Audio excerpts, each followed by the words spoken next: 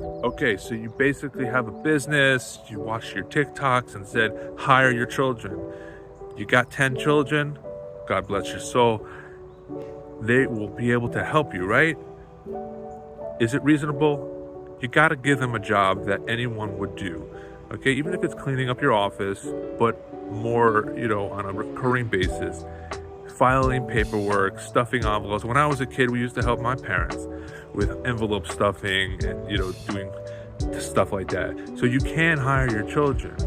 Are they worth $13,850? So you can take that on their personal return and not income tax, because you can get a standard deduction of the same amount when you're a child or single.